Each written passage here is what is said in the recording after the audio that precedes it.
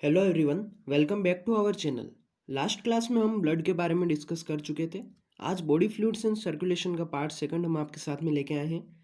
जैसा कि ब्लड में हमने डिस्कस किया था, लास्ट में हमको डिस्कस करना था ब्लड कॉर्पसल्स, है ना। ब्लड कॉर्पसल्स जो टॉपिक रह गया था, हमने नेक्स्ट क्लास के लिए छोड़ा था इसको।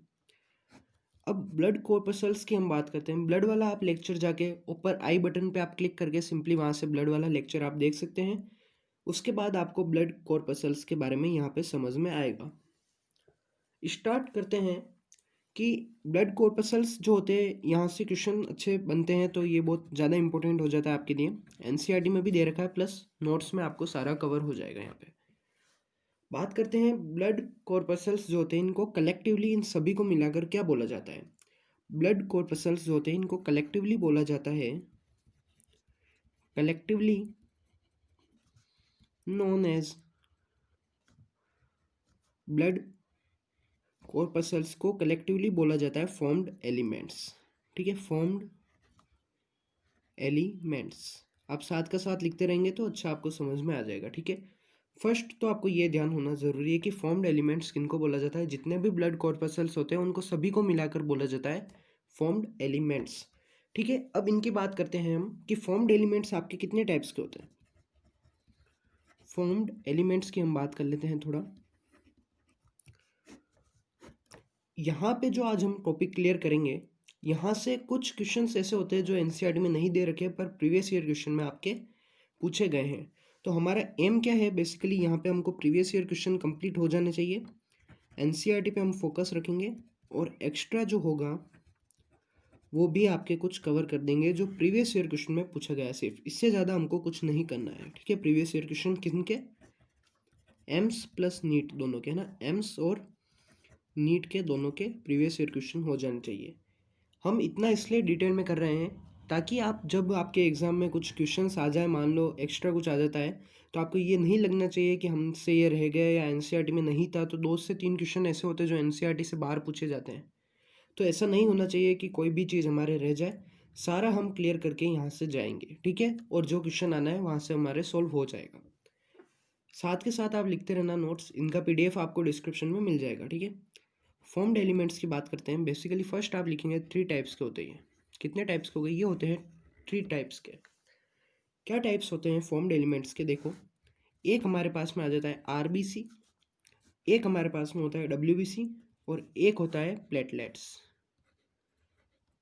ठीक है, ये तीनों हो गए।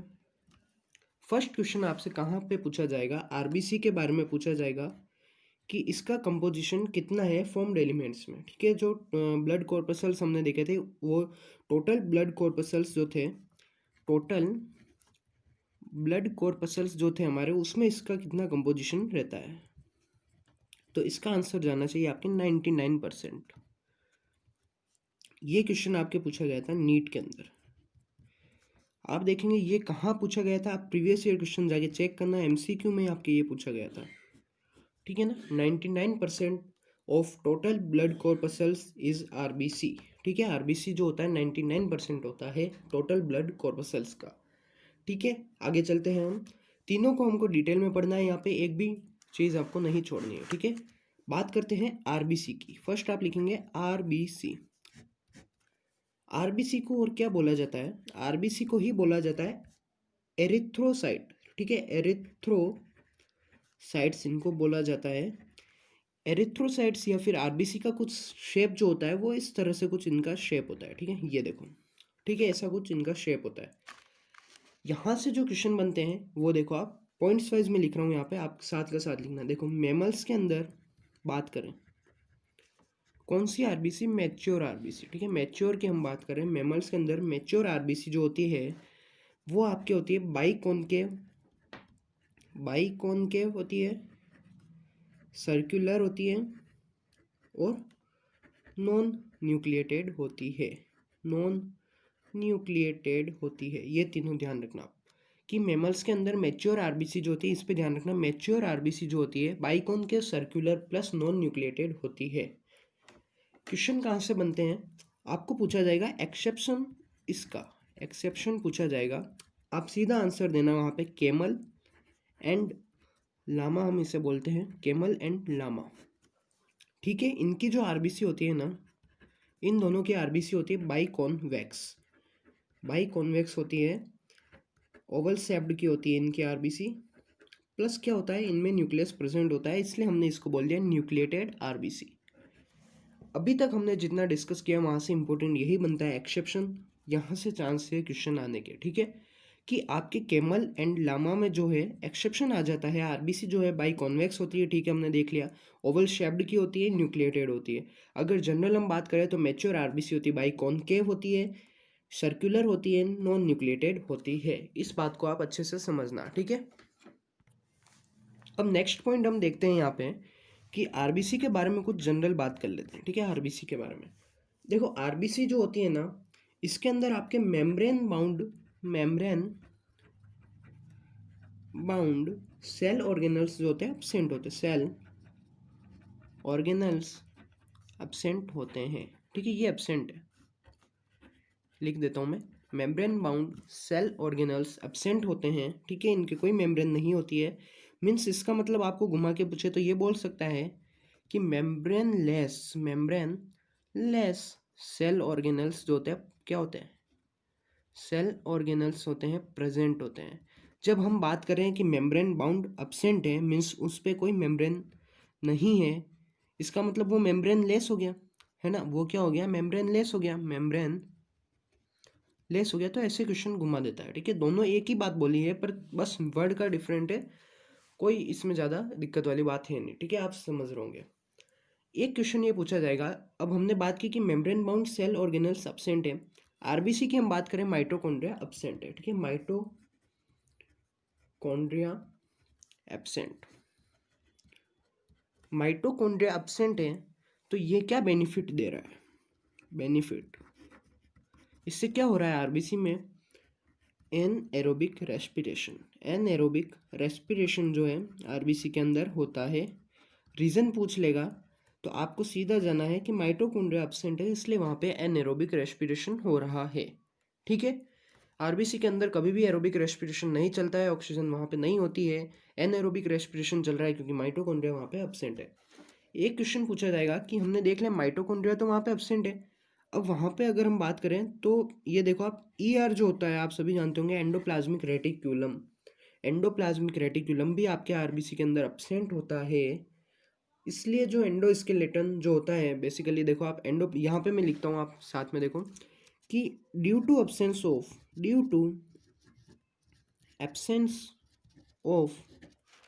एंडोप्लाज्मिक रेटिक्यूलम, ठीक है, ईआर मीन्स आप समझ रहे हैं एंडोप्लाज्मिक रेटिक्यूलम। इनके कारण क्या हो रहा है, एंडोस्केलेटन जो होता है हम देखेंगे इसको भी डिटेल में आगे, एंडोस्केलेटन क्या होता है इसके बारे में भी हम लेक्चर में कवर करेंगे, ठीक है। एंडोस्केलेटन किसका, आरबीसी का, वो किसका बना हुआ होता है, स्ट्रक्चरल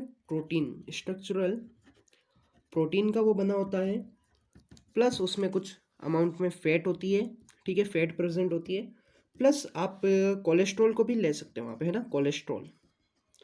तो रीज़न क्या हो गया कि एंडोप्लाज्मिक रेटिकुलम के एब्सेंस की वजह से एंडोस्केलेटन ऑफ आरबीसी जो है स्ट्रक्चरल प्रोटीन का है, फैट का है और कोलेस्ट्रॉल का बना हुआ है, ठीक है।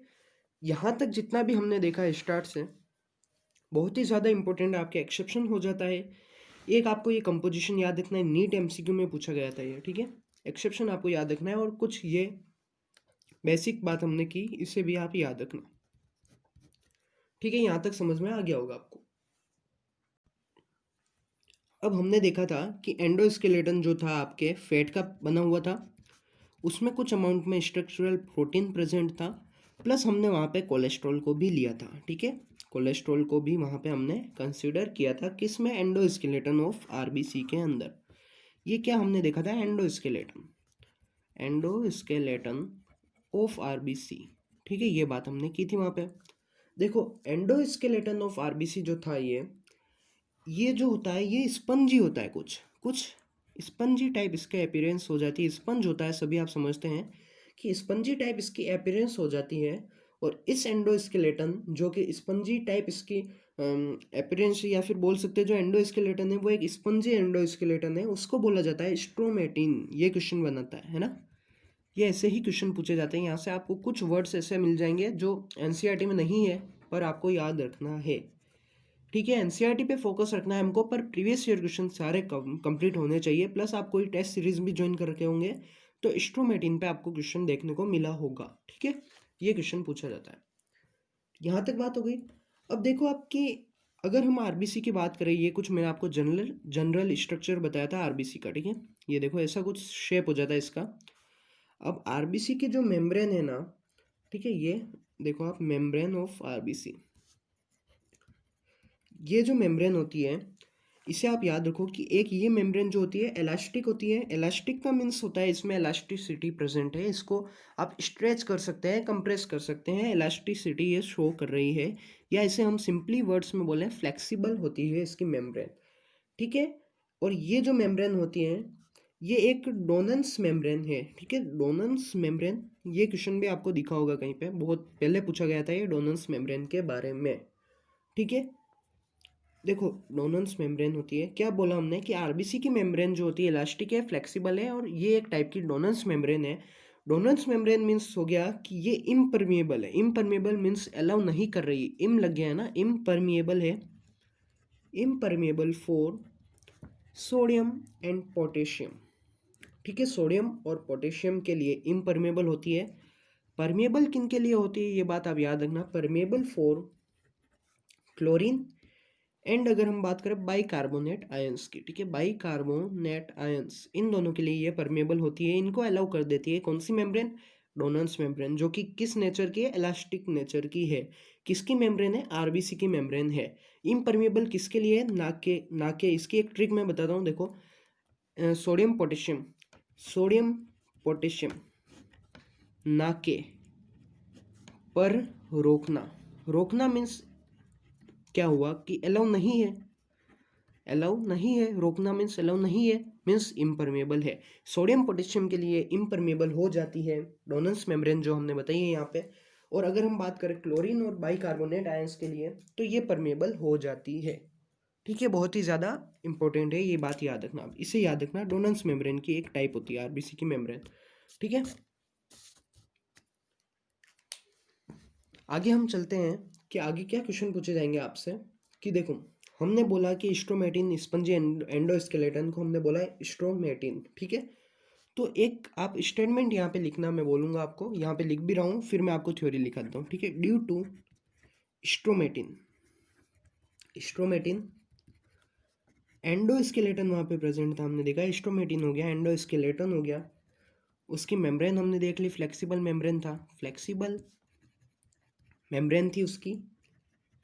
ठीक है, इन तीनों के कारण, ठीक है, आरबीसी जो होती है उसको लेस कैपिलरी जो होता है, लेस डायमीटर से भी उसको पास कर दिया जाता है। मैं क्या बोल रहा हूँ कि due to stromatin endoskeleton and flexible membrane, तीन रीजन यहाँ पे आपके लिखे गए हैं, इनके कारण इनको लेस डायमीटर के कैपिलरी जो होती है उससे पास कर दिया जाता है। कैन पास थ्रू, ये देखा आप यहाँ पे लिखना, can pass through less diameter capillary. ठीक है, कैपिलरी से पास कर दिया जाता है। लेस डायमीटर का मीन्स ये हो गया कि लेस देन 5 माइक्रोन हम बोल सकते हैं, लेस देन 5 माइक्रोन। ठीक है, 5 माइक्रोन से इनको पास कर सकते हैं। ये देखिए आप, ये कुछ कैपिलरी हो गई, इसका डायमीटर दे रखा है आपको 5 माइक्रोन है, अगर तब तो आरबीसी ये पास हो रही है, अगर इससे छोटा भी है तो भी ये आरबीसी पास हो जाएगी। रीज़न है कि ये तीनों इसके स्ट्रोमेटिन एंडोस्केलेटन और फ्लेक्सिबल मेम्ब्रेन। ठीक है, ये समझ में आ गया। एक क्वेश्चन यहाँ से पूछा जाता है, थोड़ा सी हमको एनसीईआरटी से बाहर इसमें पढ़ने की रिक्वायरमेंट है, कुछ वर्ड्स आपको इसमें, थोड़ा सी लंबा लेक्चर होगा पर आपको सारा क्लियर हो जाएगा। ठीक है ना, जो टेस्ट सीरीज के क्वेश्चन है आपसे एक भी गलत नहीं होगा, मैं जितना बता रहा हूँ उतना आप कर लेना। एनसीईआरटी है, मैं मान रहा हूँ एनसीईआरटी से बहुत ज़्यादा हम बाहर जा रहे हैं, कुछ भी नहीं दे रखा है। आगे कुछ ऐसे पॉइंट्स आएंगे जो आपको हो सकता है एक बार में समझ में नहीं आया, तो आप प्लीज़ उन्हें रिवाइंड करके देखें, पर वो बहुत ही ज़्यादा इंपॉर्टेंट है। ठीक है, समझ में आने ज़रूरी है। ठीक है, अब एक क्वेश्चन ये पूछा जाएगा, आरबीसी की साइज, आरबीसी साइज अगर है 7.5 माइक्रोन, ये पॉइंट आपको याद रखना है। ठीक है, ये कहीं भी चेंज नहीं होगा, एनसीईआरटी देख लो आप या फिर हायर लेवल में देख लो, आरबीसी की साइज एक एवरेज साइज हम लेके चल रहे हैं इसको, ठीक है। एक किसी के रेस्पेक्ट में मान लिया एक एवरेज अप्रोक्स 7.5 माइक्रोन इसका आंसर जाएगा, ठीक है। ये आंसर जाएगा आपके, कोई अप्रोक्स नहीं, ठीक है। ये वैल्यू आप याद रखना। हाँ, अप्रोक्स की मैं बात कर रहा हूँ, देखो अगर 7.0 माइक्रोन दे रखा है, 7.6 दे रखा है, तो आपको अप्रोक्स आंसर 7.5 वाला ही लगाना है, ठीक है ना, उससे ज़्यादा नहीं करना है। एक बार आपके पीएमटी जब हो रहा था, प्री मेडिकल टेस्ट चेक करना आप, पीएमटी में आपको ये पूछा गया था एक बार कि अगर आरबीसी की साइज में अगर चेंज आ जाता है तो उसको क्या बोला जाता है। Change in size of RBC is termed as, 4 option आपके सामने थे, उसमें आंसर आपका जाएगा एनिसोसाइटोसिस। ये सिंपल सी बात है, आपको याद रखना कि आरबीसी अगर पहले स्मॉल थी लार्ज हो गई, या लार्ज थी स्मॉल हो गई, कोई भी कन्वर्जन हो रहा है, साइज में चेंज आ रहा है, साइज पे फोकस रखना, साइज पे अगर चेंज आ रहा है तो एनिसोसाइटोसिस या एनाइसोसाइटोसिस इसको बोला जाता है। ये पीएमटी में पूछा गया था, इसलिए यहाँ पे ये पॉइंट बताना ज़रूरी था, ठीक है। अब एक बात करते हैं, आपको कुछ वर्ड्स में आपको चलो आगे बताता हूँ, उससे पहले मैं आपको कुछ एक दो बात बता देता हूँ, ठीक है।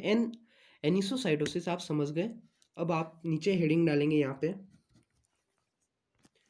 यहाँ पे आप लिखेंगे कि due to vitamin B12 and folic acid, है ना, फोलिक एसिड डेफिशिएंसी, इन दोनों की आपके डेफिशिएंसी हो गई अगर, तो इससे क्या होगा कि आरबीसी जो है, RBC remain larger in larger than normal size, ठीक है। नॉर्मल साइज हमने ऊपर देखी थी, नॉर्मल साइज, इनकी डेफिशिएंसी से क्या होगा, आरबीसी जो है लार्ज हो जाएगी, नॉर्मल साइज को एक्सीड कर जाएगी वो, और जो आरबीसी नॉर्मल साइज को एक्सीड कर जाएगी, और वो क्या होगा, जो आपकी स्प्लीन होती है ना, स्प्लीन जो है आपको उन आरबीसी को डिस्ट्रॉय कर देगी, ठीक है। ये जो आरबीसी होगी डिस्ट्रॉयड हो जाएगी, डिस्ट्रॉयड बाय स्प्लीन, ठीक है, destroyed by spleen, which results in, ये पूरा प्रोसेस हुआ, इसका क्या रिजल्ट हमको मिला, विच रिजल्ट्स इन, यहाँ पे दो वर्ड्स आपके सामने आएंगे, अच्छे से फोकस रखना, देखो मैं लिख रहा हूँ अलग कलर से यहाँ पे, मैक्रोसाइटिक, मैक्रोसाइटिक, इसी को बोला गया है मिगेलोब्लास्टिक, मिगेलोब्लास्टिक नॉर्मोक्रोनिक एनीमिया। अब आप पूछेंगे सर ये कहाँ पे आपको एनसीईआरटी में दे रखा है, या आपको कैसे लग रहा है नीट में पूछा जाएगा। अब मैं आपको बता दूं, आप जाके AIIMS previous year question check करना, एम्स में ये क्वेश्चन पूछा गया है, अगर नहीं हो तो आप कमेंट में आके बताना सर ये नहीं था क्वेश्चन, सेम इसी तरीके से पूछा गया था, मैंने बहुत ही ज़्यादा इसको शॉर्ट कर दिया है, पूरी थ्योरी आपके शॉर्ट करके यहाँ पे बताई गई है। याद क्या रखना है, मैक्रोसाइटिक एनीमिया, मिगेलोब्लास्टिक नॉर्मोक्रोनिक एनीमिया, ठीक है। नॉर्मोक्रोनिक का मीन्स यहाँ पे क्या है, देखो नॉर्मोक्रोनिक मैं आपको वर्ड्स बताता हूँ यहाँ पे, कि नॉर्मोक्रोनिक यहाँ पे क्या है, HB नॉर्मोक्रोनिक, इससे आप रिलेट कर सकते हैं ना, हीमोग्लोबिन नॉर्मल है, हीमोग्लोबिन में कोई चेंज नहीं आया है, ठीक है। कभी भी हीमोग्लोबिन इंक्रीज नहीं होता है आरबीसी के अंदर, आरबीसी साइज चेंज कर रही है, जिसको हमने एनाइसोसाइटोसिस बोला था, ठीक है। एक पॉइंट आप यहाँ पे लिख दें छोटा से, कि हाइपरक्रोनिक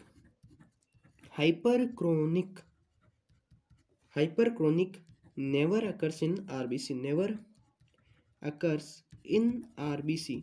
हाइपरक्रोनिक का मीन्स क्या हो गया कि haemoglobin never increase, haemoglobin increase होना होता है, तो haemoglobin never occurs increase in RBC, ठीक है। एचबी नेवर इंक्रीज, कभी भी इंक्रीज साइज एचबी की नहीं होगी, एम्स में पूछा गया था।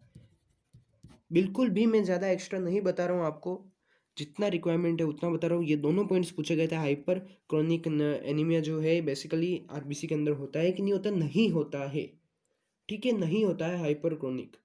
हीमोग्लोबिन कभी भी आरबीसी में नहीं बढ़ता है, आरबीसी की साइज बढ़ रही है पर हीमोग्लोबिन की साइज तो वही रहेगी, कभी इंक्रीज नहीं होता है, ठीक है।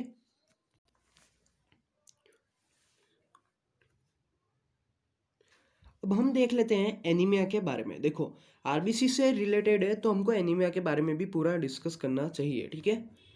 अब एक मैं बताता हूँ आपको, थोड़ा सी मैं फोकस के लिए सॉरी चाहता हूँ आपसे, थोड़ा आपको क्लियर हो जाएगा यहाँ पे, ठीक है। एक अगर हम बात करें विटामिन B12 की अगर मैं बात करता हूँ, देखना आप कि विटामिन B12 की डेफिशिएंसी से क्या होता है। Deficiency due to deficiency of vitamin B12 pernicious anaemia हो जाता है। ठीक है, क्वेश्चन यही पूछा गया था नीट के अंदर कि विटामिन B12 की कमी से कौन सा एनीमिया होता है। Pernicious anaemia occurs. एक बात और बता दूं, पर्नीशियस एनीमिया जो है बेसिकली ऑटो इम्यून डिजीज होती है। ऑटो इम्यून डिजीज होती है पर्नीशियस एनीमिया। ठीक है, ये बात याद रखना। सीधा पूछा गया था विटामिन B12 की डेफिशिएंसी हो गई तो कौन सा एनीमिया होगा। 4 टाइप्स के एनीमिया थे, हमने अभी देखा था मैक्रोसाइटिक, मेगलोब्लास्टिक, नॉर्मोक्रोनिक एनीमिया। वैसे ही पर्नीशियस एनीमिया भी एक टाइप होता है जो कि विटामिन B12 की डेफिशिएंसी से होता है। ठीक है, नेक्स्ट आपको क्या पॉइंट लिखना है, यहाँ पे आप लिखेंगे कि due to deficiency of vitamin B12 से हमने देख लिया पर्नीशियस एनीमिया हो रहा है। Due to deficiency of iron,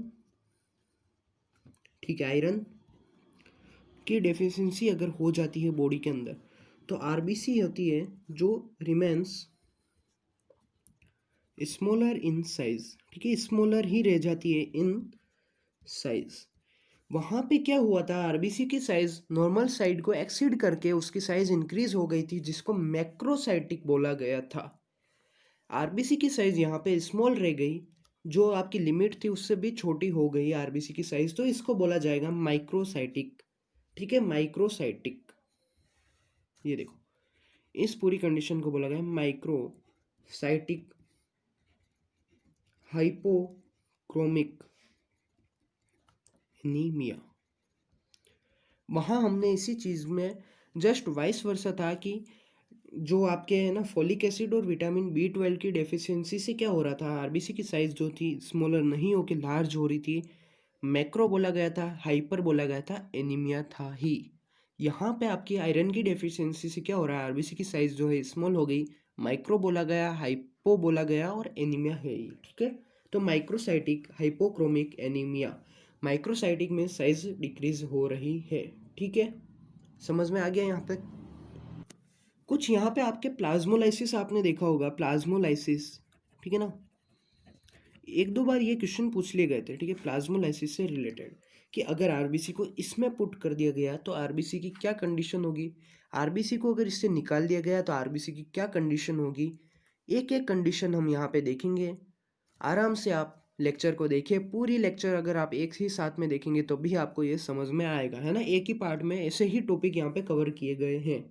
ठीक है, फर्स्ट क्वेश्चन ये पूछा जाएगा आपसे, आप देखना जब क्वेश्चन सॉल्व करेंगे तो आपको मैक्सिमम क्वेश्चन यहीं से मिलेंगे, इससे ज़्यादा आपको नहीं पूछा जाएगा। ठीक है, अगर आरबीसी को पुट कर दिया जाए, मीन्स रख दिया जाए, put in hypotonic solution, hypotonic solution, दो कंडीशन में बता रहा हूँ। अगर आरबीसी को हाइपोटोनिक सॉल्यूशन में पुट कर दिया गया और अगर RBC put in hypertonic solution, दोनों की कंडीशन आप बताएं कि क्या होगा। आप कमेंट में लिख के बताएं इन दोनों में क्या होगा। हाइपो में रख रहे हैं तो क्या होगा, स्वेलअप होगा या बर्स्ट हो जाएगी, क्या हो जाएगा, या उसकी जो है डिक्रीज हो जाएगी साइज, क्या होगा, सिंपल सा बताओ। फिर मैं बताता हूँ आपको 2 मिनट में। आप कमेंट में लिखे, इसको समझें अच्छे से कि हाइपोटोनिक में रख रहे हैं और हाइपरटोनिक में रख रहे हैं। ठीक है, देखो आप एक डायग्राम में बताता हूँ, उससे आपको शायद कुछ समझ में आ जाएगा। ये हमने एक सॉल्यूशन लिया, 2 सॉल्यूशन हमने यहाँ पे ले लिए। चलो, एक सॉल्यूशन है हाइपरटोनिक सॉल्यूशन है, एक सॉल्यूशन हमारे पास में है हाइपोटोनिक। हाइपो पे आप ध्यान रखना। ठीक है, कि आरबीसी यहाँ पे पड़ी है दोनों। ठीक है, आरबीसी जो है बेसिकली हाइपरटोनिक और हाइपोटोनिक दोनों वाइस वर्सा में चल रहा है। अगर हाइपोटोनिक में आरबीसी रखी गई है, ठीक है, हाइपो में रखी गई है तो आरबीसी बेसिकली हाइपर हो गई, हाइपरटोनिक हो गई है। अगर ये हाइपर में रखी गई है तो ये आपकी हो गई है हाइपोटोनिक। आप देखो, हाइपो से हाइपर की तरफ मूवमेंट हो रहा है, सभी जानते हैं हाइपो से हाइपर की तरफ मूवमेंट होता है। यहाँ पे क्या होगा, आरबीसी के अंदर सारा सॉल्यूशन चला जाएगा, यहाँ से आरबीसी के अंदर से सॉल्यूशन बाहर आ जाएगा। यहाँ पे क्या लिखना चाहिए कि हाइपरटोनिक में हमने अगर रखी आरबीसी को तो क्या हुआ, हाइपरटोनिक में आरबीसी को रखने से क्या हो गया, वो श्रिंक हो गई, श्रिंक हो गई। ये क्वेश्चन पूछा गया था, आप देखना प्रीवियस ईयर क्वेश्चन में। यहाँ पे रखने से क्या हो गया, swell, swell up and bast. ठीक है, एकदम से ब्लास्ट हो जाता है, यूँ समझ सकते हैं आप। ठीक है, एकदम से बस्ट हो जाएगी। वो दोनों क्वेश्चन ये नीट में पूछे गए थे, ये देख लेना आप प्रीवियस ईयर क्वेश्चन में। एम्स में या नीट में यहाँ से पूछा गया था, इसलिए ये कवर किया, कुछ भी एक्स्ट्रा नहीं है यहाँ पे। ठीक है, एक मोस्ट इंपॉर्टेंट पॉइंट यहाँ पे आता है, बहुत बार आपने देखा होगा, केमिस्ट्री में भी ये कई बार पूछ लिया गया था, न्यूमेरिकल्स में, इवन ये न्यूमेरिकल्स में भी उसको रिलेट करके इसी क्वेश्चन को पूछा गया था। ध्यान रखना, न्यूमेरिकल्स में कैसे पूछा गया था मैं बताऊंगा आपको आगे। एक स्टेटमेंट आप लिखेंगे तो कि 0.821% NaCl solution, NaCl sodium chloride solution is isotonic to blood. बस इतना सी पॉइंट था जो बायो में भी आपको पूछा गया था, ये केमिस्ट्री से भी है ना, इससे पूछा जाता है। केमिस्ट्री में क्या पूछा गया था कि आपको एक न्यूमेरिकल दे रखा था आइसोटोनिक ब्लड के बारे में, वहाँ पे इसके बारे में कुछ डिस्कशन किया गया था, तो वहाँ पे आपको ये कंसीडर करना था कि 0.9 एवरेज वहाँ पे दे रखा था NaCl सॉल्यूशन, तो उसको किसके आइसोटोनिक रख के हमको दोनों को इक्वल करके वहाँ पे क्वेश्चन सॉल्व करना था। ये स्टेटमेंट यहाँ से ही बनता है, पूछा गया था इसलिए यहाँ पे बताया है। कई बार क्वेश्चन में जो 0.821% हम, ये देखो आप, मैं बताता हूँ आपको थोड़ा सी कि एवरेज इसको आप मान सकते हैं 0.9% NaCl। ऐसा इसलिए मान सकते हैं क्योंकि केमिस्ट्री में जब ये क्वेश्चन आया था तब 0.9% NaCl दिया गया था, एवरेज वो मान सकते हैं आप किसको, 0.8 से 1% NaCl सॉल्यूशन को। ठीक है, अब ये तो देख लिया। अब एक ही ये भी है कि 80 से 100 mg ग्लूकोज जो होता है ना, इज ऑल्सो आइसोटोनिक, वो भी इसी तरह से आइसोटोनिक रहता है। ठीक है, समझ में आ गया यहाँ तक आपको। अब हमने देखा था कि आरबीसी की साइज में अगर चेंज हो रहा है तो एनाइसोसाइटोसिस, उसको हमने एक वर्ड दिया था। ठीक है ना, अब अगर मैं बात करूं कि शेप में अगर चेंज हो गया आरबीसी की, ठीक है ना, चेंज, देखना, change in shape of RBC, shape of RBC is termed as poikilocytosis, cytosis. ये कुछ वर्ड्स ऐसे हैं जो एनसीईआरटी से कहीं भी इनका नाता नहीं है, पर आप तो मेडिकल की प्रिपरेशन कर रहे हैं, नीट से इनका बहुत ही ज़्यादा अच्छा नाता है। एम्स और नीट जो एग्ज़ाम है आपके दोनों मर्ज हो चुके हैं, आपको दोनों लेवल की स्टडी यहाँ पे करनी होगी। मैं एक भी आपको चीज़ कम नहीं बता सकता हूँ, आपको हर चीज़ यहाँ पे क्लियर होगी। पोइकिलोसाइटोसिस, शेप की बात जब की जाती है तो पोइकिलोसाइटोसिस वहाँ पे जिक्र किया जाता है, जैसे कि आप सिकल सेल एनीमिया में देख सकते हैं, वहाँ पर भी पोइकिलोसाइटोसिस का जिक्र किया जाता है। फॉर रेफरेंस मैं यहाँ पे लिख देता हूँ sickle cell anaemia, sickle cell anaemia, जो कि हम जेनेटिक्स वाले पार्ट में बहुत ही जल्द कवर करने वाले हैं। ठीक है, एक क्वेश्चन और बनता है यहाँ से, हेज मार्क करके आप यहाँ पे लिखेंगे कि यूरेमिया एक केस होता है जो आपने देखा होगा, डिजीज वाले चैप्टर में भी हम देखेंगे, और आगे जो ह्यूमन फिजियोलॉजी में आपको यूरेमिया अच्छी डिटेल में पढ़ाऊंगा। ठीक है, यूरेमिया में क्या होता है, बेसिकली कुछ बेसिक आइडिया दे दूं। आरबीसी जो होती है ना, इरेगुलर हो जाती है शेप के अंदर, इरेगुलर इन शेप।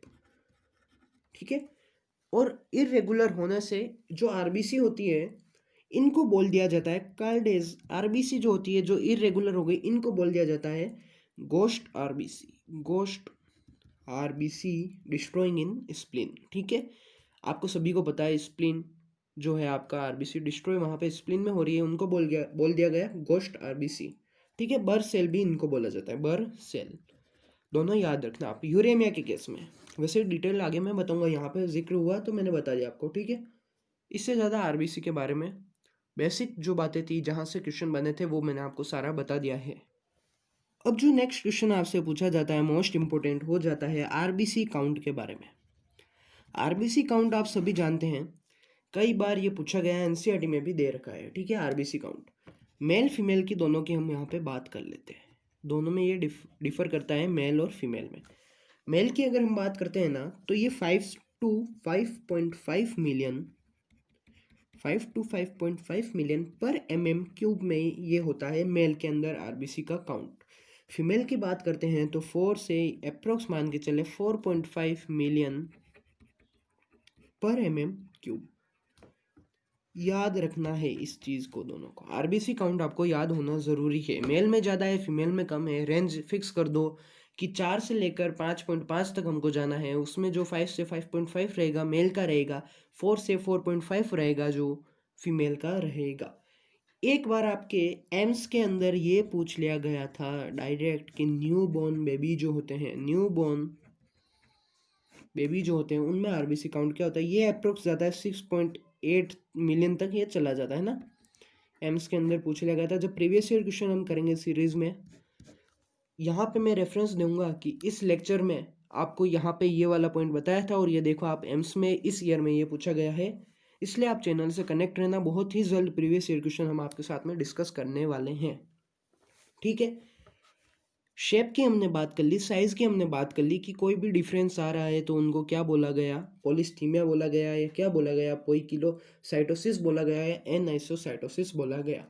अब हम बात करते हैं नंबर की कि नंबर अगर आरबीसी की मोर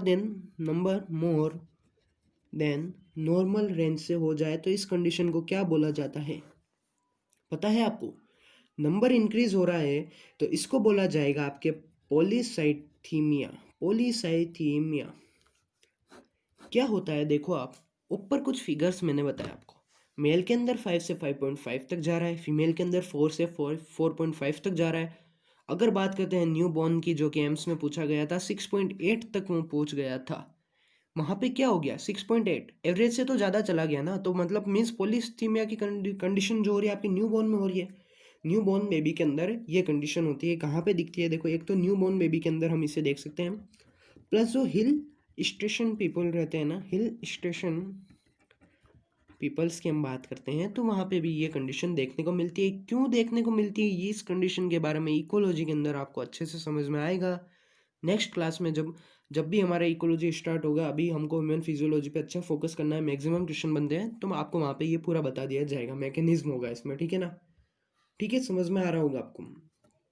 देखो अब एक आपको कंडीशन यहाँ बनती है हाइपोक्सिया की। हाइपोक्सिया हो जाता है कि मीन्स हाइपोक्सिया देखो आप, है ना, बॉडी के अंदर हाइपोक्सिया हो जाती है, उसकी डेफिशिएंसी हो जाती है। ठीक है, तो हाइपोक्सिया जो वर्ड है ना, बेसिकली ये मान के चलो आप नेफ्रॉन से रिलेटेड हम देखते हैं कि इस कंडीशन में देखो ये जेजी सेल्स होती है हमारे, जक्स्ट्रा ग्लोमेरुलर सेल्स जो होती हैं स्टिमुलेट हो जाती है, स्टिमुलस मिल जाता है इनको और ये सिक्रेट करती है एक हार्मोन। स्टिमुलेट होके ये सिक्रेट करेगी आपके एरिथ्रोपोइटिन हार्मोन।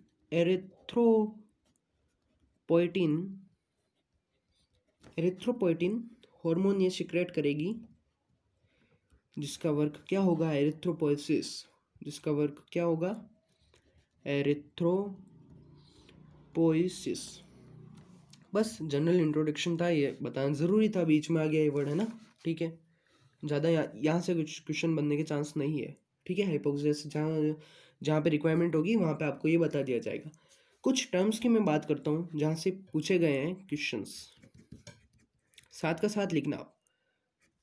और थोड़ा सी मैं आपको सजेस्ट करूँगा कि जो लास्ट लेक्चर था उसको आप 1.25 पे देखें, समथिंग लाइक थोड़ा स्लो हो गया था वो।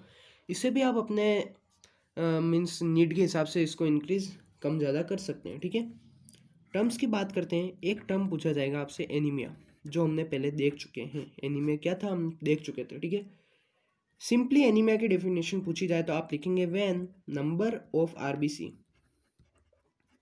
इज। अब बताओ एनीमिया में क्या हो रहा था, आरबीसी कम हो रहे थे नंबर या ज़्यादा हो रहे थे। आरबीसी के नंबर अगर लेस हो जाते हैं देन नॉर्मल रेंज। क्या बोला जाएगा, एनीमिया। लेस पे ध्यान रखना, लेस हो जाएंगे तो बोला जाएगा एनीमिया। ठीक है, पॉलीस्थीमिया की हम बात करते हैं तो when number of RBC more than normal.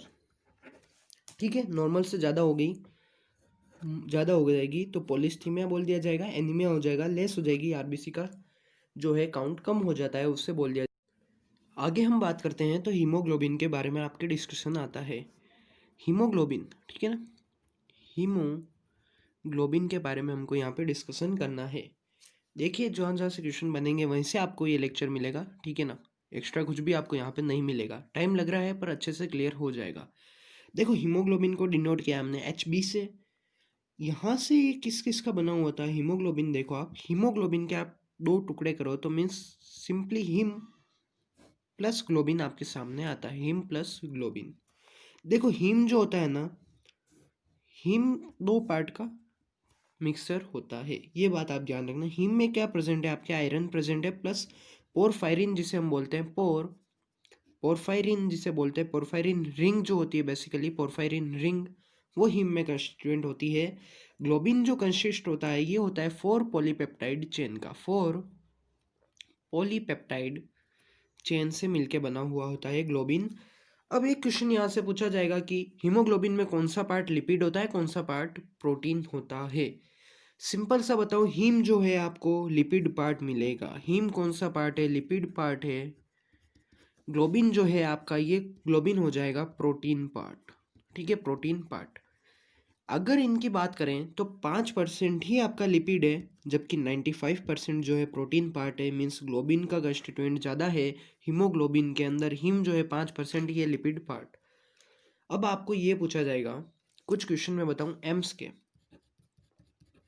Direct question बनते हैं यहाँ से, ठीक है।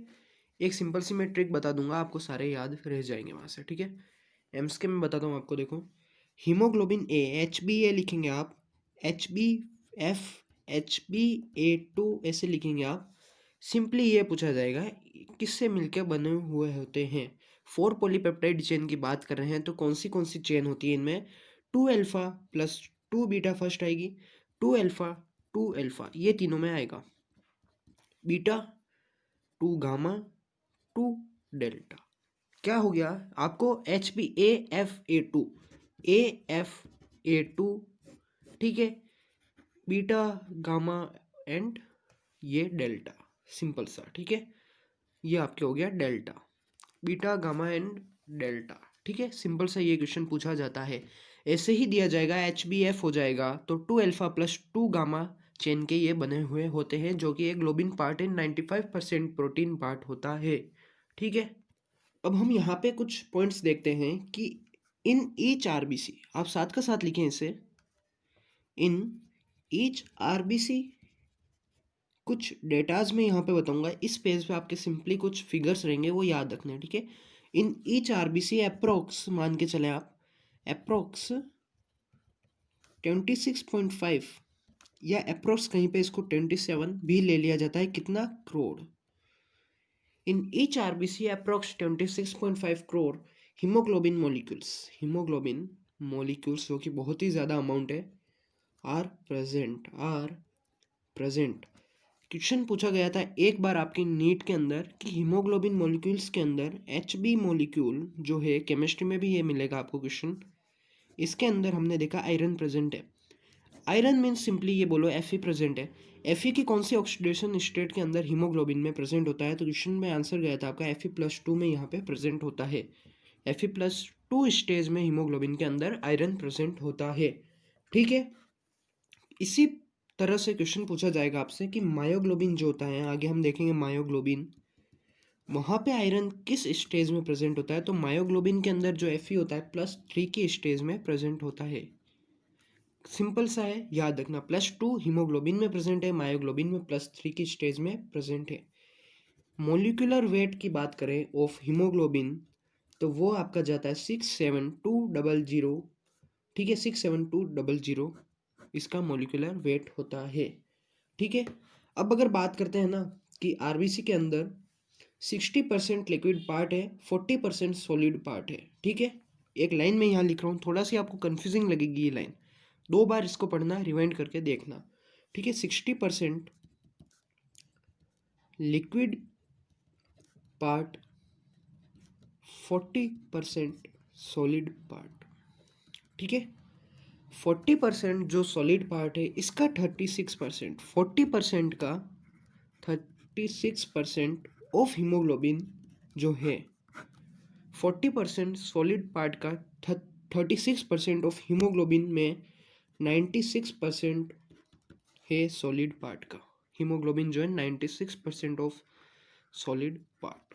ठीक है, ये थोड़ी सी कंफ्यूजिंग आपको लग सकती है, थोड़ा अच्छे से इसको समझना कि 60% लिक्विड है, 40% सॉलिड है, 36% of haemoglobin, 96% of solid part.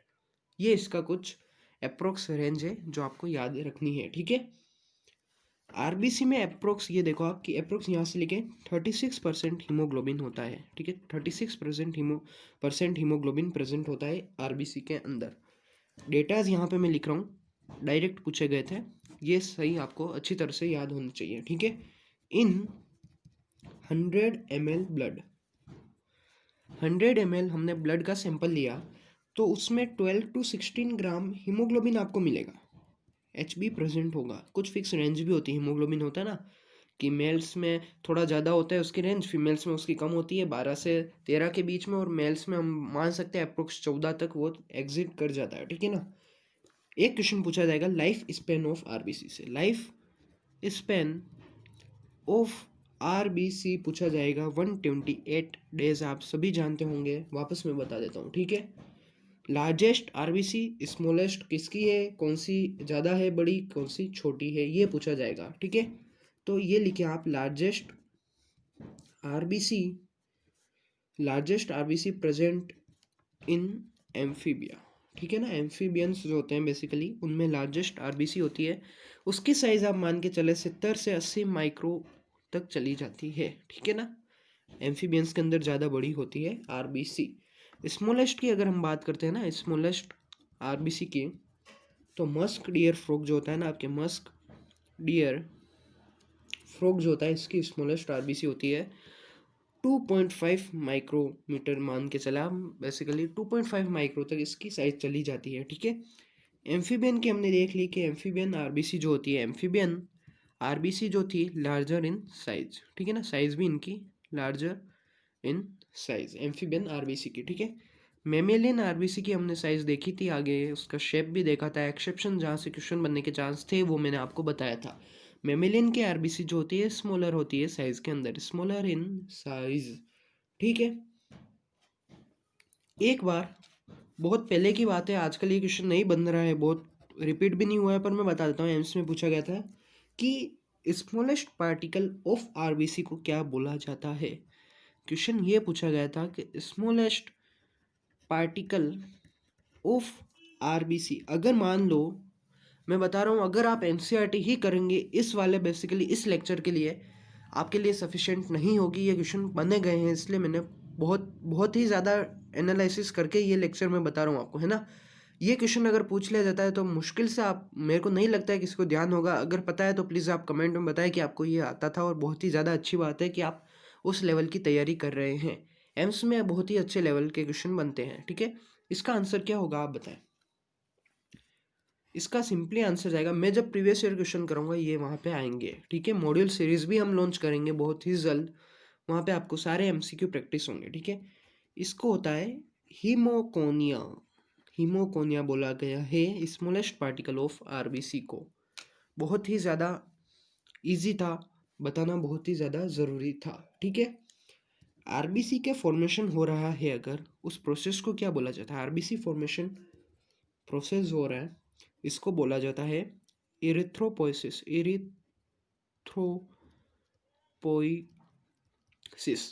इससे कुछ याद आया, इरिथ्रोपोइसिस से इरिथ्रोपोइटिन हार्मोन, जेजी सेल्स, वहाँ से रिलेट करें आप इसे। जेजी सेल्स हो गया, ठीक है, चलो हाइपोक्सिया वाला हमने जो कंडीशन देखा था, इरिथ्रोपोइसिस हो रहा है, मीन्स आरबीसी का फॉर्मेशन हो रहा है। कौन सा हार्मोन रेस्पॉन्सिबल है, इरिथ्रोपोइटिन हार्मोन रेस्पॉन्सिबल होता है। देखेंगे अब आप कि एक बार क्वेश्चन ये बनते हैं यहाँ से इरिथ्रोपोइसिस पे, इरिथ्रोपोइसिस नीट में भी ये पूछा गया था। ठीक है, इरिथ्रोपोइसिस देखो आप कि कहाँ पे फर्स्ट आपका आरबीसी फॉर्मेशन स्टार्ट हो रहा है, लास्ट कहाँ पे जाके वो कंप्लीट होता है, ये क्वेश्चन बनता है। ठीक है, 2 स्टेज में आपको बताता हूँ, यहाँ पे हो जाएगा वैसे ये कवर। एक ही स्टेज और एक ही स्टेज, ठीक है। आप देखना इसको, एम्ब्रियो की मैं बात कर रहा हूँ। एम्ब्रियो में जब हम एम्ब्रियो स्टेज में होते हैं और आफ्टर बर्थ, आफ्टर बर्थ देखो YPLSTR, सिंपल सा देखना। Y stands for here, here we are referring Y as a yolk sac, yolk sac. P stands for placenta, ठीक है। L stands for liver, yes liver is also responsible for erythropoiesis, ठीक है। S you all know spleen. T stands for thymus and R finally stands for red bone marrow, ठीक है, red bone marrow।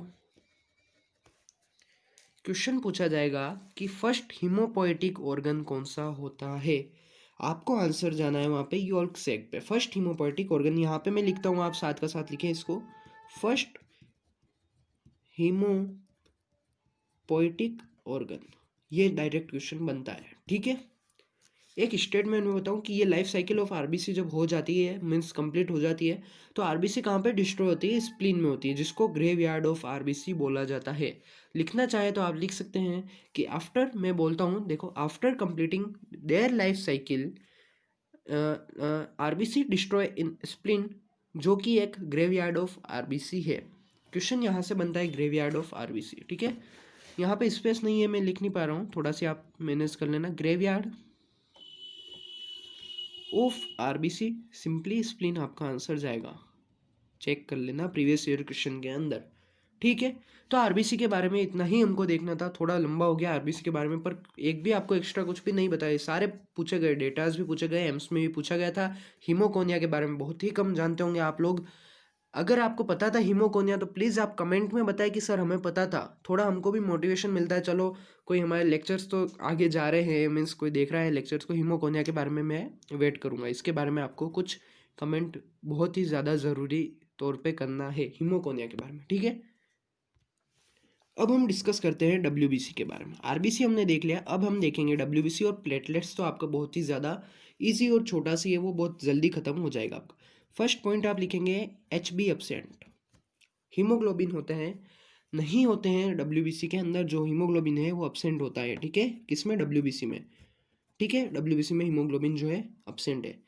और ये laser, ये देखिए आप, laser in number and इनकी जो लाइफ स्पेन होती है ना, शॉर्ट लिव्ड होती है, लाइफ स्पेन बहुत ही ज़्यादा कम होती है। 128 डेज तो हमने आरबीसी की लाइफ स्पेन देखी थी, जहाँ से क्वेश्चन बनता है। डब्ल्यूबीसी की लाइफ स्पेन बहुत ही ज़्यादा कम होती है। क्वेश्चन पूछा जाएगा टीएलसी पे आपको। टीएलसी अगर आप मेडिकल से जुड़े हुए हैं थोड़ा बहुत भी, तो टीएलसी बारे में आप जानते होंगे, total leucocyte, total leucocyte count. Leucocyte means WBC, white blood corpuscles, ठीक है। इसके जो डेटा है ना, इसको आपको याद रखना है, 6000 से लेकर 8000 तक ये वेरी करते हैं पर MM³ में, ठीक है, पर MM³ में। टीएलसी की रेंज पूछी गई थी, याद रखना, टीएलसी 6 से 8000 तक पर MM³ में ये वेरी करते हैं, ठीक है। अब कुछ टर्म्स यहाँ पे भी बात कर लेते हैं। जब आरबीसी की हमने बात की है तो थोड़ा डब्ल्यूबीसी को भी नाराज क्यों होने दें, इसके बारे में भी थोड़ा सी अच्छा तरीके से पढ़ लेंगे तो मजा आ जाएगा, ठीक है। पूछा जाएगा ल्यूकोसाइटोसिस, ल्यूकोसाइटोसिस, ठीक है। When normal RBC count increase in blood, RBC count, sorry RBC नहीं, sorry for this, WBC count जो है आपका इंक्रीज हो जाएगा तो ल्यूकोसाइटोसिस हो जाएगा, ठीक है। ल्यूको मीन्स ही ये डब्ल्यूबीसी से रिलेटेड है, ठीक है। अगर इसका काउंट बढ़ जाता है तो ल्यूकोसाइटोसिस हो जाएगा। बात करते हैं ल्यूकेमिया की, आप सभी जानते होंगे, कैंसर के टॉपिक में भी हम इसको पढ़ेंगे, ल्यूकेमिया अच्छे से देखेंगे। ब्लड कैंसर जिसे बोला जाता है, ब्लड कैंसर जो कि एक ल्यूकेमिया है, ठीक है, ल्यूकेमिया। इसमें क्या होगा कि when abnormal WBC increase in blood, अब इंक्रीज हो गई, एबनॉर्मल WBC जो थी इंक्रीज हो गई, फिक्स रेंज के इससे ज़्यादा अगर आपकी इंक्रीज हो जाती है पर mm³ में है तो उसको बोल दिया जाता है ल्यूकेमिया। ठीक है, समझ लो आप इसे। एक पूछा जाएगा कि ल्यूकोसाइटोपिनिया,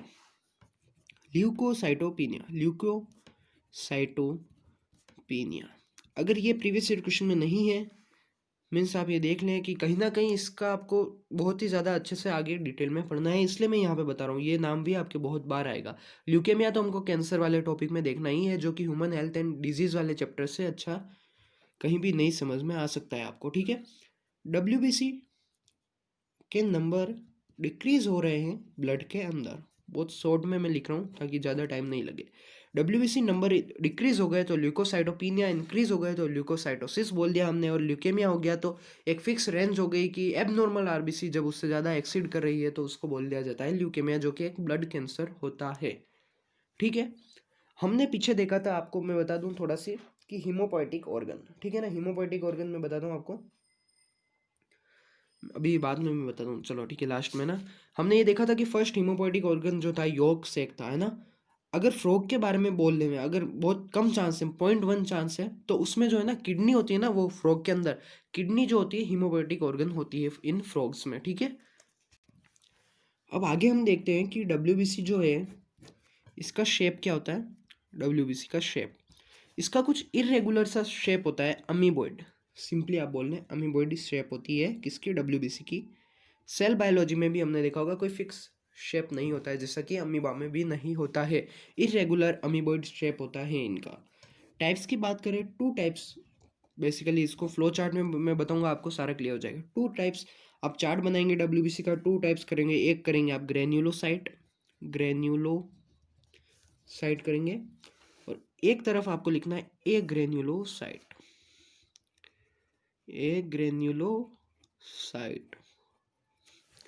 पहले हम बात करते हैं ग्रेन्युलोसाइट के बारे में।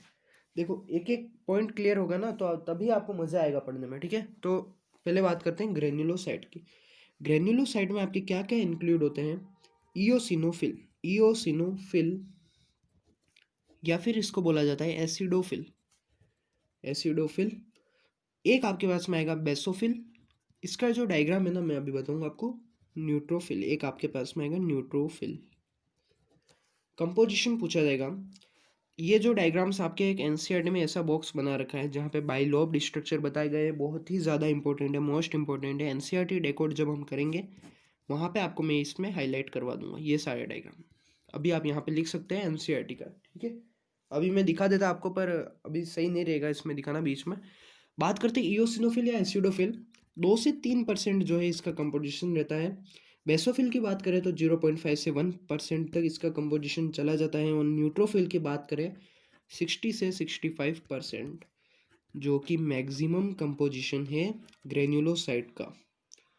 मिनिमम कंपोजिशन हो गया 0.5 से 1% तक, जो कि बेसोफिल है। ग्रेन्युलोसाइट का मिनिमम कंपोजिशन, यहाँ पे मैं अभी आपको क्वेश्चन के पैटर्न बताता हूँ। ठीक है, स्मॉलेस्ट ग्रेन्युलोसाइट, देखो बहुत ही ज़्यादा यहाँ पे इंपॉर्टेंट क्वेश्चन बनते हैं, आपको कंफ्यूजिंग होगा।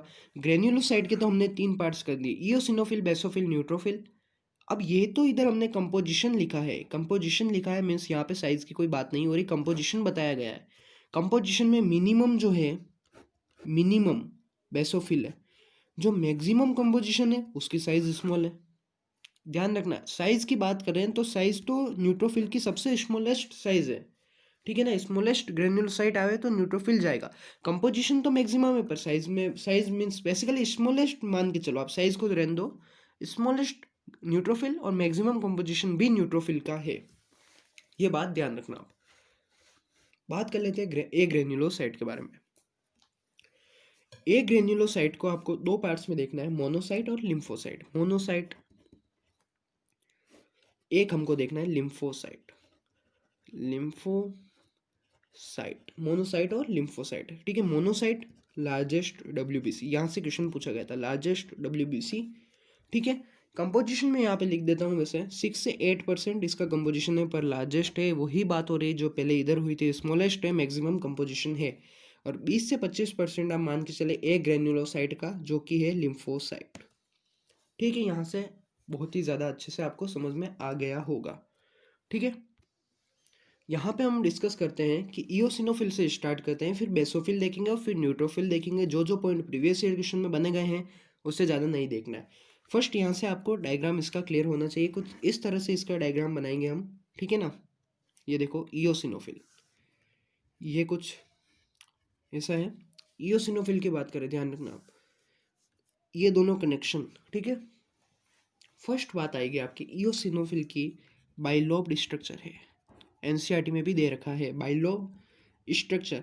बाइलोब्ड स्ट्रक्चर किसके रेस्पेक्ट में बोला गया है? टू न्यूक्लियस यहाँ पे प्रेजेंट है, टू न्यूक्लियस यहाँ पे प्रेजेंट है।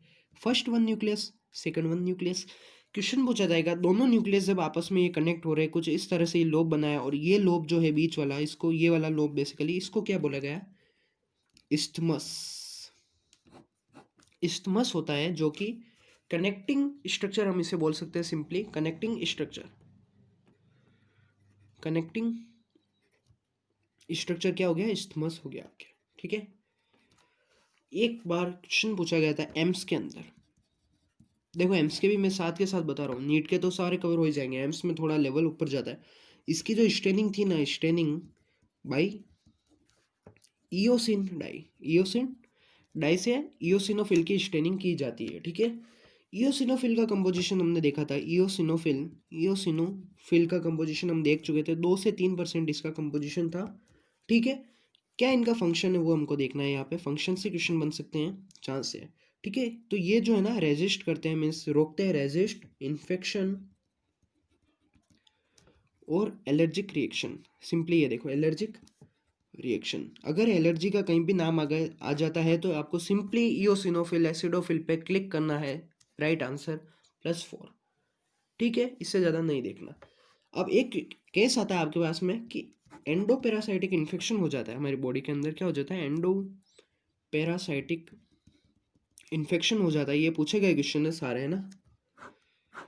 जैसे कि एक एग्जांपल मान के चलो आप, लाइक टीनियसिस, जो आपने नाम सुना होगा, टीनियसिस।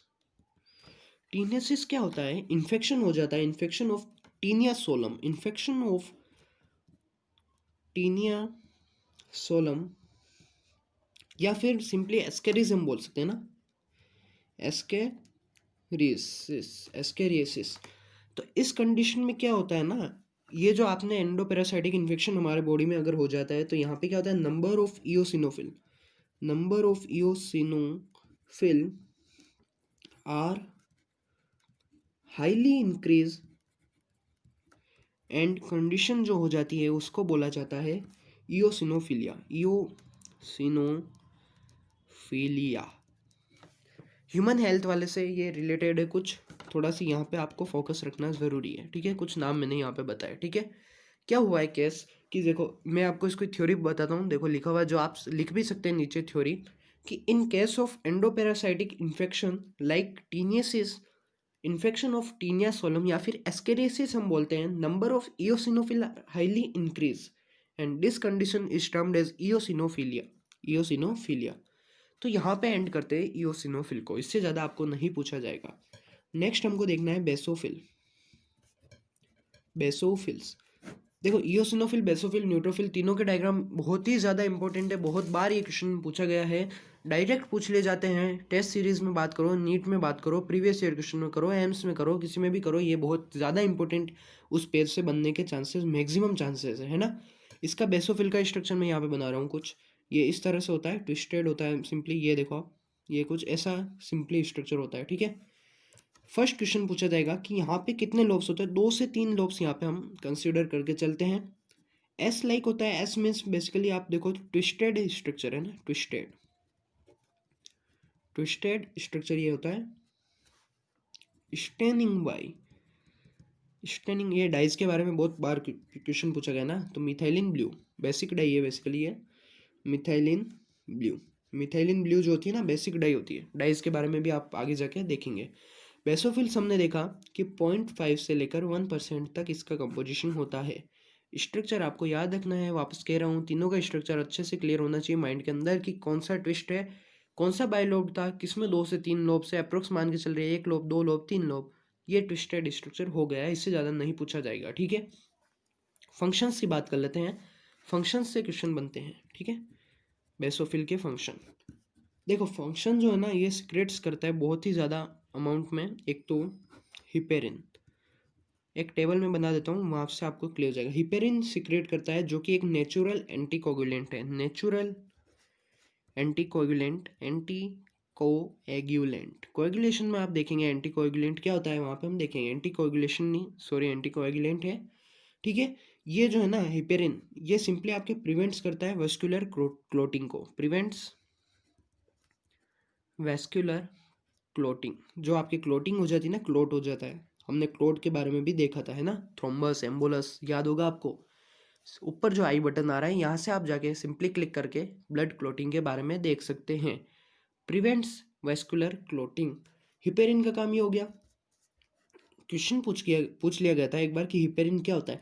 हिपेरिन जो होता है ना म्यूकोपोलीसेकेराइड होता है, म्यूकोपोलीसेकेराइड, सेकेराइड, या सिंपली बोलो होमोपोलीसेकेराइड होता है ना, ये जो होता है हेट्रोपोलीसेकेराइड होता है, हेट्रोपोलीसेकेराइड होता है कौन सा, हिपेरिन।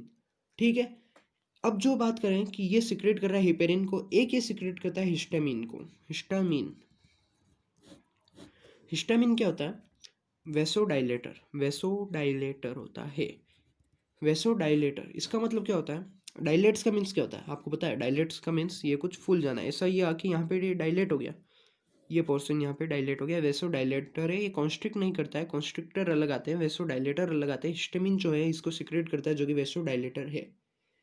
एक फंक्शन इसका ये आता है कि ये एक सिक्रेट करता है सीरोटोनिन, सीरोटोनिन।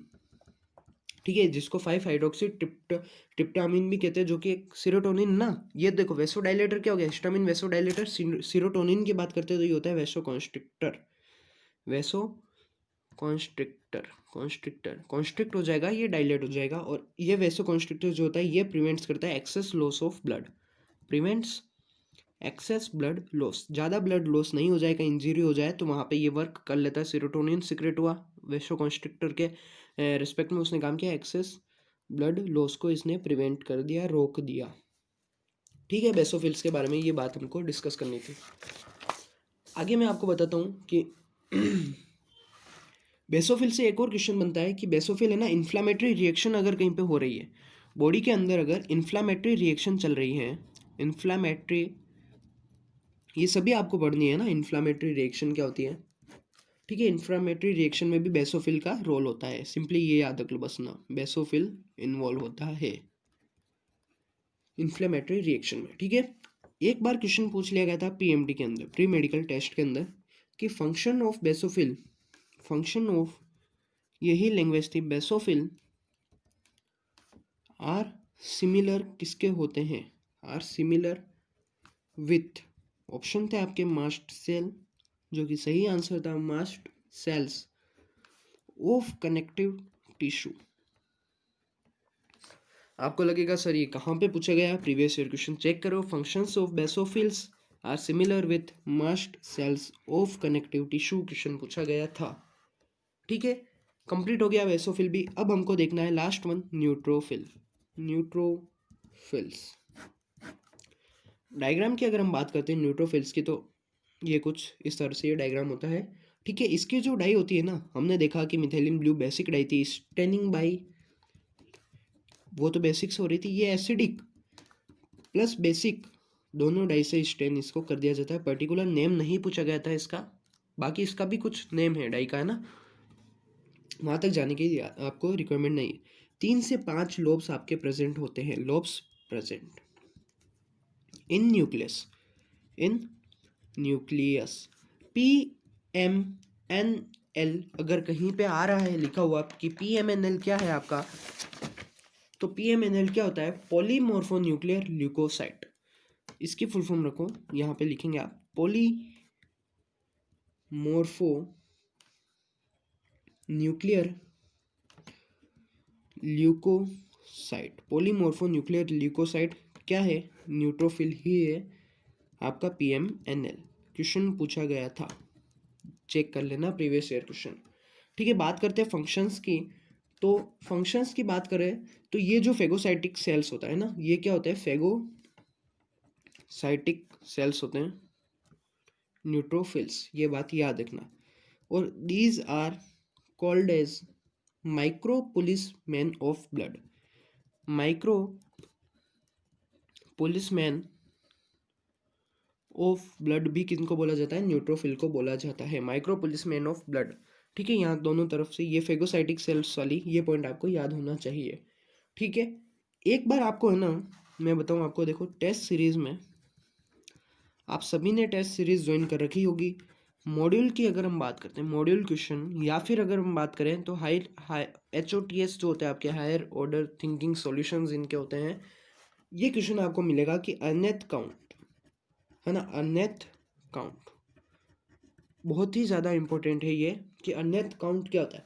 सिंपली है कि अगर कोई भी हमारे पास में न्यूक्लियस है, देखना कोई भी न्यूक्लियस है, कितने लोब्स है, बिना काउंट करे थोड़ी पता लगेगा कितने लोब्स है। बस इसी प्रोसेस को बोला गया कि क्या बोला गया, देखो कि process of counting of lobes. देखो process of counting of lobes in nucleus को ही बोला गया अननेथ काउंट। बहुत ज़्यादा इंपॉर्टेंट है, देखने को मिला होगा क्वेश्चन आपको, है ना।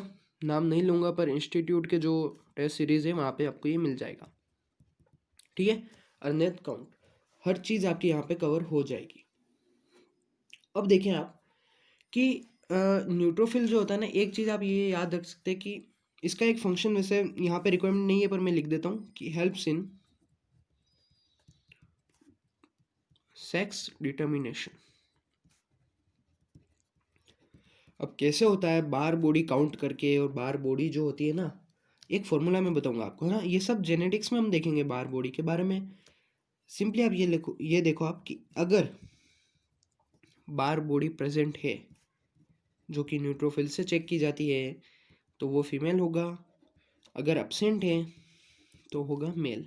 ये देखो आप, बस इससे ज़्यादा आपको कुछ याद नहीं रखना, ऐसे रखो नहीं रखो इसकी कोई रिक्वायरमेंट नहीं है।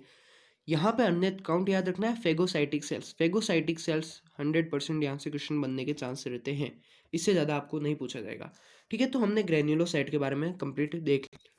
अब हम स्टार्ट करने वाले ए ग्रेन्युलोसाइट। ए ग्रेन्युलोसाइट्स, वो जो फ्लो चार्ट मैंने आपको बनवाया था, आप अगर PDF नहीं डाउनलोड करते हैं तो फ्लो चार्ट से आप जाके वापस से आपकी कॉपी में इसी तरह से नोट्स बनाएं। थोड़ा सी स्पेस के कारण मैं नहीं बता पाता हूँ, पर एक लेक्चर में बताऊंगा आपको सिर्फ कि नोट्स कैसे बनाया जाता है। आपने नोट्स देखे होंगे, ह्यूमन फिजियोलॉजी के हम अपलोड कर चुके हैं। तो अब हम बात करेंगे ए ग्रेन्युलोसाइट के। फर्स्ट यहाँ पे आपके जिक्र आता है मोनोसाइट के बारे में। मोनोसाइट, मोनोसाइट क्या क्वेश्चन पूछा जाएगा कि लार्जेस्ट WBC, ये लिख के दे देगा, आपको आंसर जाना है। मोनोसाइट आपके हो जाएंगे ये नंबर। ठीक है, simply largest WBC previous year question में पूछा गया।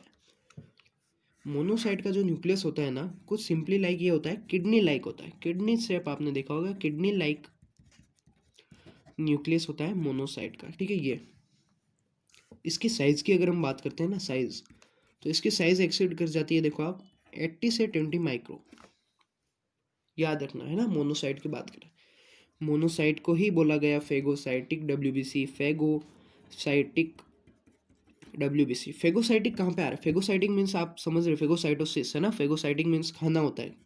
फेगोसाइटोसिस या फेगोसाइटिक हम बात करें, अगर फेगोसाइटिक कहीं पे आ जाए, फेगोसाइटिक, दो ही चीज़ आपके मन में आनी चाहिए, दो ही चीज़ आपके मन में आनी चाहिए। क्या आनी चाहिए मन में? मोनोसाइट। मन में क्या आनी चाहिए? न्यूट्रोफिल। न्यूट्रोफिल। फेगोसाइटिक अगर आ जाता है तो दो ही चीज़ आपके मन में आनी चाहिए, मन के अंदर दो ही चीज़ आनी चाहिए, मन के अंदर दो ही चीज़ आनी चाहिए, मोनोसाइट और न्यूट्रोफिल। काम बन जाएगा आपका। ठीक है, अब बात करें माइक्रो पुलिसमैन, तो हमने बता दिया था आपको। ठीक है, माइक्रो पुलिसमैन बता दिया था, न्यूट्रोफिल होता है। अगर आपको पूछ लिया जाए कि मैक्रो बड़ा वाला पुलिसमैन कौन है, मैक्रो पुलिसमैन, तो मोनोसाइट जो होता है ना, इसी को बोला जाता है macro policeman of blood. Macro policeman of blood, also called as scavenger cells of blood, scavenger cells of blood, दोनों क्वेश्चन याद रखना, स्कैवेंजर सेल्स ऑफ ब्लड और मैक्रो। ठीक है, मोनोसाइट के बारे में इससे ज़्यादा नहीं पूछा जाएगा। अब हम बात करेंगे एक बार लिम्फोसाइट की, बस थोड़ा सी हो रही है, लिम्फोसाइट के बारे में हम डिस्कस कर लेते हैं।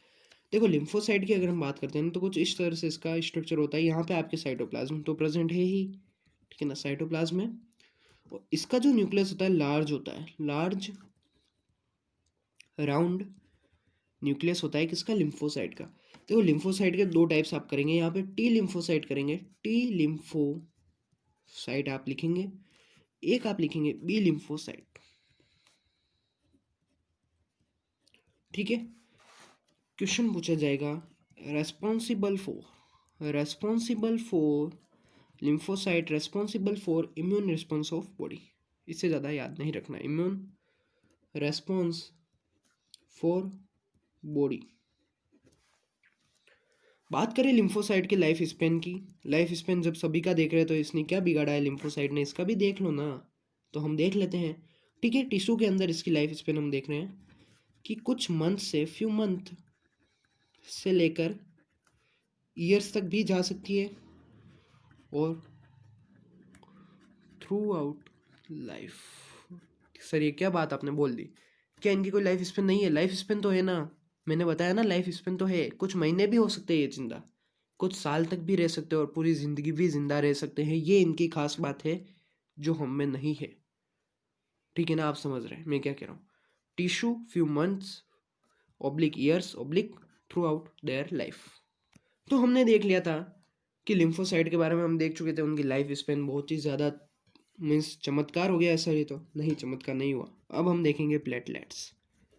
चमत्कार जब होगा जब आप लेक्चर को अच्छे से पढ़ेंगे, अच्छे से एनसीईआरटी करेंगे, अच्छे से आप प्रीवियस ईयर क्वेश्चन लगाएंगे, जब जाके आपके क्या होगा, चमत्कार जो चमकेगा, ठीक है ना। देखो platelets, first question, also called as thrombocytes.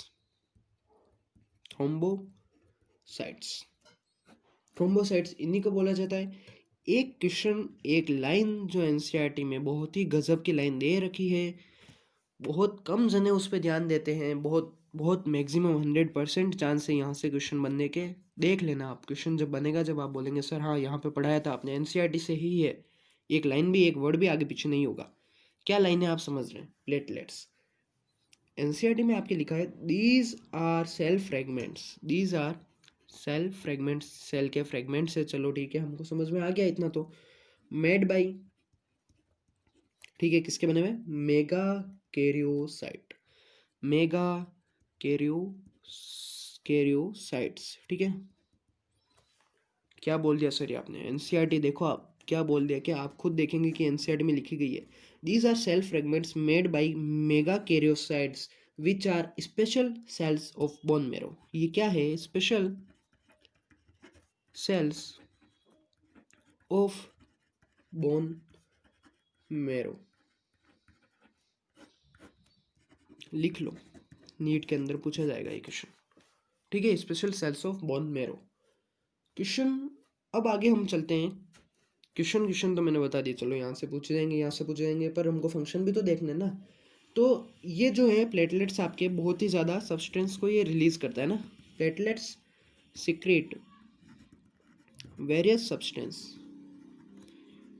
है ना, various substance. Most major role कहाँ रहता है, platelets major role in blood clotting. Sir blood clotting mechanism, हाँ ब्लड क्लोटिंग मैकेनिज्म, देखो आप ये आई बटन पे आपके लिखा हुआ है ब्लड क्लोटिंग मैकेनिज्म, वहाँ पे क्लिक करो, ब्लड क्लोटिंग आप समझ के आए, प्लेटलेट्स का वहाँ पे क्या रोल रहता है 100% वहाँ से आपको क्लियर हो जाएगा। नहीं होता है तो कमेंट बॉक्स इसीलिए दिए गए हैं, ठीक है।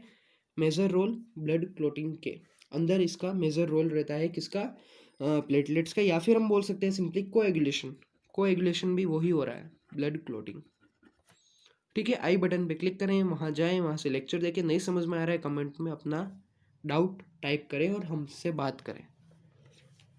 एक क्वेश्चन आपको पूछा जाएगा प्लेटलेट्स का काउंट, प्लेटलेट्स का काउंट यहाँ पे मैं बता देता हूँ आपको, प्लेटलेट्स काउंट, प्लेटलेट्स काउंट क्या होता है, 1.5 से लेकर 3.5 लाख पर mm³। कई बार ये कंडीशन हो जाती है, मेडिकल इमरजेंसी हो जाती है, ये काउंट डिक्रीज हो जाता है, कई बार इंक्रीज हो जाता है, वो अलग बात है, ठीक है। पर ये याद होना ज़रूरी है, 1.5 से 3.5 लाख पर mm³ इनका जो है काउंट होता है, ठीक है। अब प्लेटलेट्स है ना, एक चीज़ और सिक्रेट करते हैं, प्लेटलेट सिक्रेट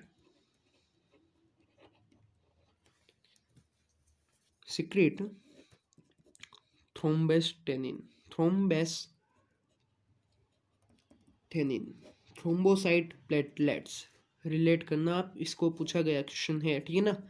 प्लेटलेट्स जो है थ्रोम्बोस्टेनिन भी रिलीज करते हैं, ठीक है।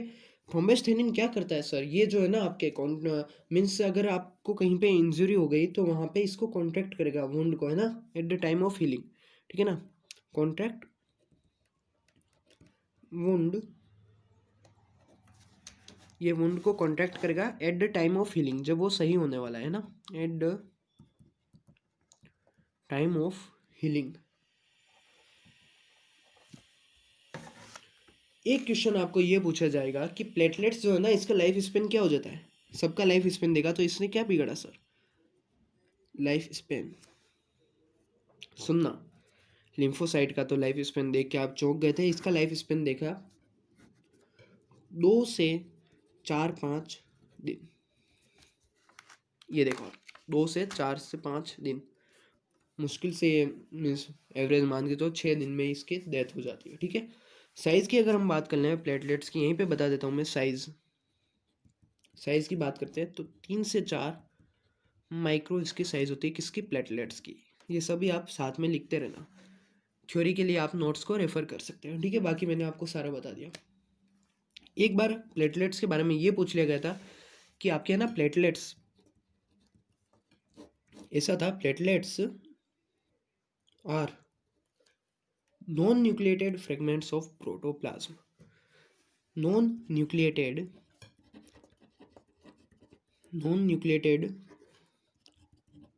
Fragments of protoplasm. कहाँ पूछा गया था, नीट के अंदर, मीन्स मेडिकल का जब एग्जाम होता था तब ये पूछा गया था, ठीक है। Non nucleated fragments of protoplasm. एक यहाँ पे आपके टेबल में बनवा रहा हूँ, उसको आप लिखेंगे, प्लेटलेट्स हमारा खत्म हो चुका है। इस टेबल को आप समझना, बहुत ही ज़्यादा इंपॉर्टेंट है, बहुत सारी आपकी चीज़ें यहाँ क्लियर हो जाएगी। आरबीसी डब्ल्यूबीसी प्लेटलेट्स हमने देखा था, आरबीसी डब्ल्यूबीसी देखा था और प्लेटलेट्स देखा था, इन तीनों का एक कंपैरिजन हम देख लेते हैं। यहाँ पे छोटा सी है, 2 मिनट भी नहीं लगेंगे इसमें। यहाँ पे आप लिखेंगे साइज, यहाँ पे लाइफ स्पेन लिखेंगे और यहाँ पे लिखेंगे काउंट। लाइफ स्पेन कहाँ पे, ब्लड के अंदर, कंफ्यूज मत होना, है ना, life span in blood. Size की अगर हम बात करते हैं तो इसका ऑर्डर लिखेंगे आप, WBC, RBC, platelets. Life span आप लिखेंगे आरबीसी, फिर डब्ल्यूबीसी, फिर आप लिखेंगे प्लेटलेट्स। और काउंट की अगर हम बात करते हैं तो भी आप लिखेंगे आरबीसी,